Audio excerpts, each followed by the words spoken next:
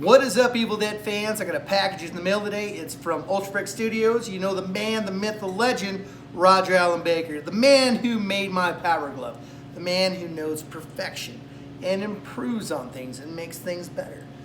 What he sent me today is the Evil Dead 2 Kandarian dagger that I gotta say just knocks it out of the park. And it's not even finished yet. But is it the best? Let's find out.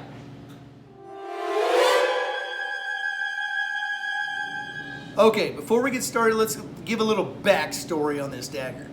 Now, I've done a few things for Roger. Me and Roger are very close friends. And he wanted to do something special for me. And he asked me one day, and this was months and months, about a year ago. He said, what's the one prop that you've always wanted? I said, I've always wanted the Evil Dead 2 dagger. And he's like, well, is there any other one? And I was like, no, that's really it. So he has spent about, I'd say about 10 months on making this dagger. So what he did is he got a program and looked it over and said, what do you think of this? And I said, well, that looks great. And then he looked at it again and said, no, this is complete shit. I'm going to redo everything. And before I show what I have, just to let a certain company called Trick or Treat Studios know that he didn't use anything that you made. I know Trick or Treat Studios made a dagger, and for what it is, it's a great buy, it's a great dagger. But I know we don't have the best relationship, me and Trick or Treat Studios, since when I did my book. If you look at my past videos when I did my Evil Dead 2 book, when people would post my book on their site, they tried to call me a recaster, tried to report me to Studio Canals, and said I tried to discredit the original sculptor. And none of that really came, me getting pissed came into reality until that shit happened. So we don't have the best relationship. So Totes, if any of you from Totes are watching, just to let you know, he didn't use any of your shit because he didn't need to use any of your stuff. I'm going to say your dagger's a good dagger. If somebody can't make their own, it's a perfect buy. And it is a really good buy. But is it the best? Let's check it out. So when I received this from Roger Allen Baker from UltraFX Studios, now this was a gift, I did not buy it. It came in two pieces. Now right here we have the hilt, which I'll go over a little bit more. And in the process of mailing, this piece broke off, but I was able to glue it on, that bone, because it is very fragile. What he did is he got that program, he bought this program off the internet, and he uses Elegos Mars, or Elego, I don't know 3D printers, Elego Mars printer. So this and the actual blade is a 16-part thing to where he actually had to put it all together, and 2-part epoxy and glue everything together. But if you look at this sucker, and I'm gonna do close-up photos, or a close-up video of this here in a second. It's simply amazing. The one thing I like about this is the thickness. Now, the one thing that all the other people who do daggers usually get wrong is it's either too thick or it's too thin. If you're a man, you hold it like this. This is how you hold it, almost like a football. That's how you hold it. It's not too big, it's not too skinny. If you hold it like a man like this, you're holding it wrong. If you're Annie Nobi, you do hold it like this, but your hands never clamp together. They never come together, your fingers never do. Because it is quite big. So we'll take a look at that in a minute. Another thing is, what he sent me is the blade part. Now, if you're looking from the front, this is the proper way to look at the blade. But you'll notice how absolutely insane this thing is. You will notice how it gets fat down here and comes back up. It's got to have that fat ass, and it's not exactly straight. That's what everybody gets wrong. It should not be exactly straight. And this thing is a beast when put together. But the thing is, with these two pieces, Roger did say there's some fine details the printer couldn't do. And he's like, Brett, I know you can do it and knock it out of the park, and so that's the plan. So when it's all together, it's gonna look like that. Look at that sucker. So let's look at each part up close because, man, I am blown away at this. This, to this day, Roger said this is the hardest 3D print he's ever done. And if you want one of these, watch to the end of the video and I'll tell you how to get one of these. So let's take a look at this up close. Welcome everybody to my dirty workbench, but let's take a closer look. Now if you look at the hands from that model, now you'll see spots here. This is where it broke in mailing, but that's easily fixable.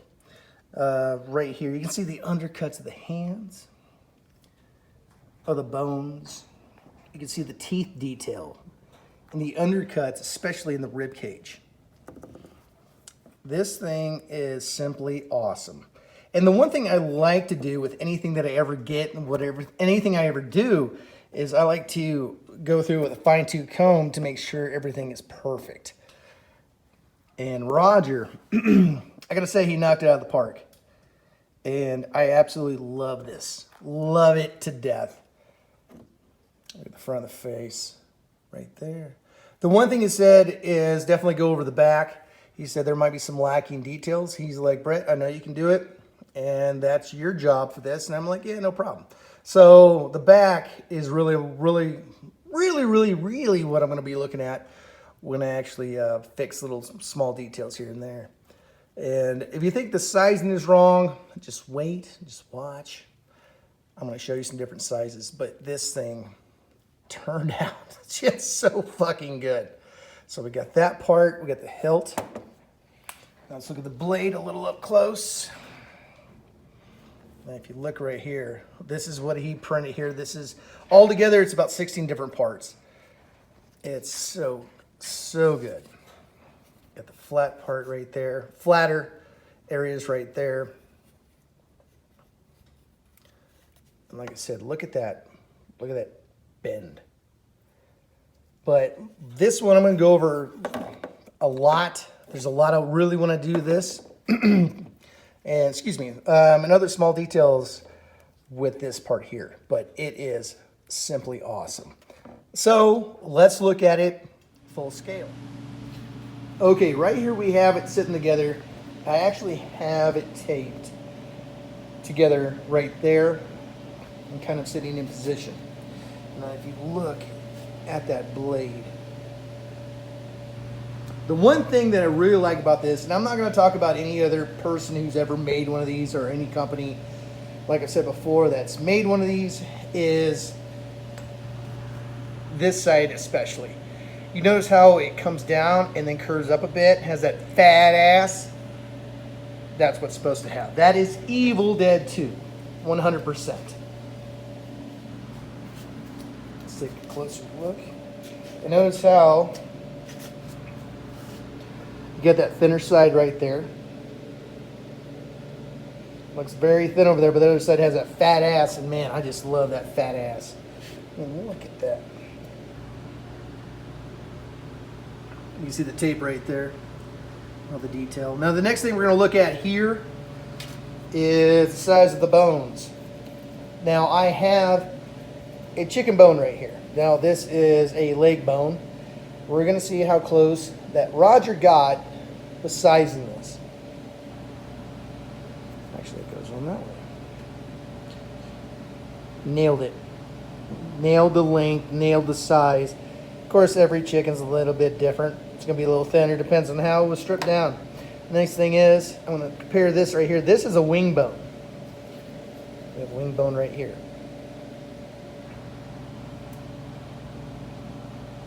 Nailed it again. This thing is absolutely amazing. Look at the undercuts right there. Look at the teeth. Now, one thing he talked to me about was the size of the teeth. And he's like, well, I think they tore apart some dentures or whatever. He goes, I think they're too small. I'm like, dude, if that was a fact, if that is fact that they use dentures, these would be the ones basically right behind your canine teeth, and they're pretty damn close to size. He did a phenomenal job with doing this. Phenomenal. One thing you'll look at right here is the undercuts of the hands, which nobody else does with that kit that Tom Sullivan did back in the day. Nobody does that. Nobody does those undercuts like Roger did. You know, those undercuts right there with the bones. You can actually see underneath that bone. And this is 3D printed, folks. 3D printed. If you look at the mouth. Now, the one discrepancy that I have with other people or other companies that have made this dagger is theirs kind of looks like they're kind of smiling down. Roger's does not. Roger made that epic, like, dead, like, kind of shit facing downwards. As you can see, the teeth on the side here. And like I said earlier, he did, I think it's 16 different parts to this. Amazing work. Simply amazing. This is, to me, what I've seen and what people have put out there. To me, just this alone, without me doing my final work into it or detail work into it, is more Evil Dead 2 than I've ever seen anybody else do, or any company that has ever done it.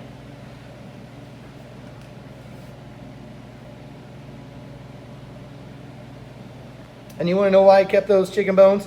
Because he was saying, hey, you might have to put some chicken bones on it. So I have a bag of chicken bones, but also to see the color kind of thing.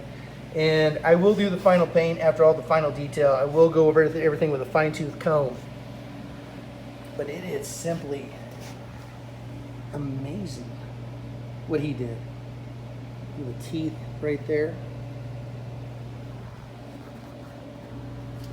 It doesn't get better, folks. I'm not gonna lie. This is absolutely the best Evil Dead 2 dagger that I've ever seen in my life. And when it's done, when it's done, hold on to your fucking hats, folks, because it's gonna be perfect.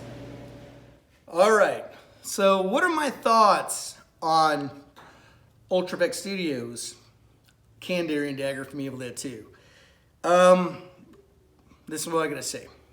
As of right now, as the way it sits, if you were just to put together, it would still be more accurate than anything anybody's ever done before. I'll say that right now. Like I said, he was worried about the teeth, the bone size, and everything, and he just knocked it out of the fucking park. I've seen daggers that are too fat, too long, too skinny. But this one is, as of right now, is still better than anybody else's. But when I get done with the final detail, in which I talked to Roger about that for months and months and months, it will be absolutely, absolutely, I don't even want to stutter on that, absolutely perfect. Just because that's what we do. We don't fuck around here. And if you want one of these, unfortunately, Roger is not printing these for sale. He's not doing that. But if you have a friend who has an Elegos Mars or a printer better than that, you can do this yourself, because Roger is actually selling his program for $15. All you gotta do is go on Facebook and find UltraFX Studios. And also, if you say that Brett's Groovy Chainsaw sent you there, he'll give you $5 off. So it's a $10 program. So if you either print stuff or if you have a friend who prints things and you need to buy the filament for less than $50, bam, you got this, you got the full blade, there you go. If you want something that you can, in this time of crisis, in this time of uncertainty, of COVID-19, during the pandemic, if you're gonna sit at home and do nothing, you might as well make something and paint it up and do it the best you can. And I do gotta say this, the person who's ever done the best paint job, a friend of mine named Bruce Phillips, who bought one of the Trick or Treat Studios daggers, which I won't put down that dagger because it is a good dagger for what it is. He actually did the best repaint I've ever seen in one of those. And I'm wearing the shirt he sent me. This is Bradley's Big Buy. You know what that is? That is the grocery store that's filmed, that Stranger Things filmed in. And this is the shirt from that place. And you can only get it at Bradley's Big Buy. So if you're down in, where the fuck is it? Palmetto, Georgia, you can get one too. And I want to thank Bruce Phillips for the shirt. Roger from UltraFX Studios, you're simply a genius at everything you do. And if you have a dagger made by somebody else or a different company, stay tuned because I will go over a fine-tooth comb with this one and do a full paint and tell you how I do it and what paints to use and to make whatever dagger you have even better.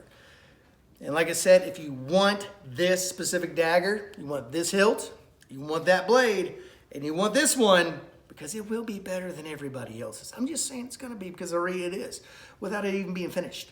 Look up UltraFX Studios. So it's Ultra, the word Ultra, then FX, just FX Studios on Facebook, and say Brett's Groovy Chainsaw sent you, and he'll sell you the program for $10. And there you go. If you have a friend who prints, has a good printer, an Elegos Mars, I don't know shit about printers. That's why Roger does it.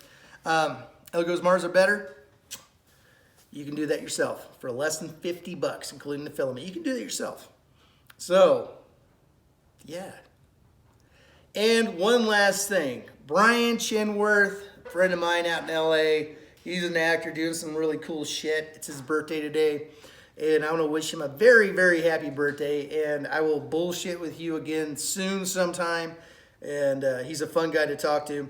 And if you want to know the movies he's in, just go and Google and look up Brian Chiensworth. And you will see some really cool fucking shit. Until next time, everybody, you guys stay groovy.